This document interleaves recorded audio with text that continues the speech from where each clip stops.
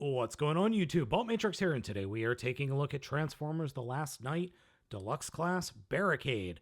This is now the 5th Deluxe Class Barricade that the movies have bequeathed upon us. I'm starting the video review in vehicle mode because I actually really like this vehicle mode.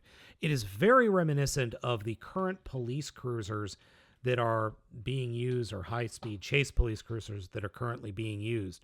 Yes, there needs to be more paint here. I'm not going to lie. But what we do have works. I especially also like the weird, multi-Gatling gun gimmick that he has in robot mode, attaches back here in vehicle mode. He also comes with two other weapons, a handgun and a nightstick, or a police baton. And I like both of these. I think these are really cool accessories for the figure. I wish they were painted better, but that's something I can fix myself. Quick up-close look at the figure. I do not see anything that would shine under a black light, which is good.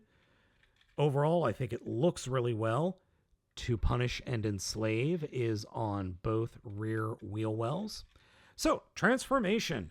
The transformation is actually interesting a little bit, because like a lot of figures in the movie lines, we start off with by pulling the doors away and then lifting the entire rear trunk section and top of the police car off the vehicle mode, like that. Then we can fold up the doors. We'll do that a little bit later. So then we have the entire figure underneath.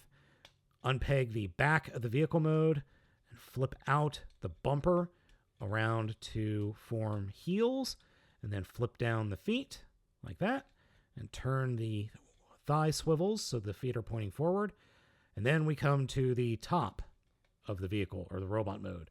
Push the wheel wells down, and then grab the fists and the wheel wells and kind of pull them forward to pull the arms out and the shoulders out, and they will all swivel up. And then we could take the hood of the car mode and fold it down, flip up the wheel arches or wheel wells onto the shoulders, and then we can fold up the back of the vehicle, or the top of the vehicle mode, onto his backpack and literally peg it into his butt like that. And that is Barricade in robot mode. Barricade in robot mode looks pretty darn okay. He's by no means perfect, but the overall aesthetic is pretty good. Plus, the head sculpt is really nice. It's just a shame it's not painted very well. It looks good. It's got the multiple eyes, and I absolutely adore the tiny, well-painted Decepticon symbol right there on his forehead.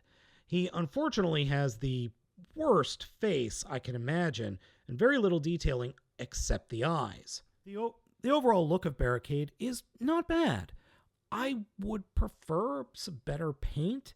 He shares the same strange gray color with Berserker here, and I'm not a huge fan of that gray color, and I just don't like the coloring on the Decepticons this time.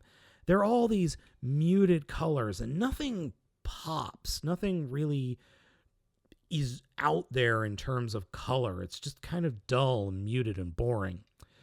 Now, the multi-barrel gun fits on the back of his forearm and then closes over his arm to form the multi-gun. This works on both arms and is a very nice touch.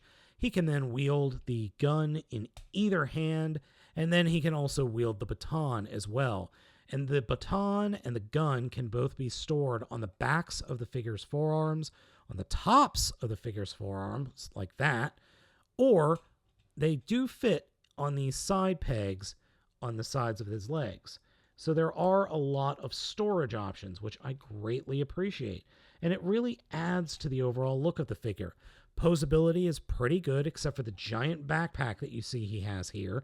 I would have liked to have seen a little bit more accordioning happening there, but I can understand why they didn't do that. Head is on a ball joint in the shoulder, swivel above the elbow, 90-degree bend at the elbow. Nope. Unfortunately, no torso articulation. Hips are on ball joints, swivels above or below that at the thigh. 90-degree bend at the knee, and there is some minor foot articulation, so you can get off some decent poses. I do love the RoboCop-esque gun he has here, which I've said before. I just wanted to reiterate that. Oh, and his fists do rotate, so there is some good posability on this guy. It's just a shame that the backpack is so big and so bulky, it gets in the way of the rest of the figure. I mean, you could literally put the backpack off to the side and I think have a cooler Barricade figure. Even if you're not a fan of the aesthetic of the figure, you have to give Hasbro credit. They put Protect and Serve on a pair of knuckle dusters for the figure. I think that is an absolutely lovely and wonderful addition. Overall, it's not terrible, but I don't think the execution is great, and he just needs more paint. So customizers, get on it. So gang, I hope you have enjoyed this video review of Deluxe Class Barricade from the Last Night toy line. As always, I'm Baltmatrix, asking you to like, comment, and subscribe, and I will catch you next time.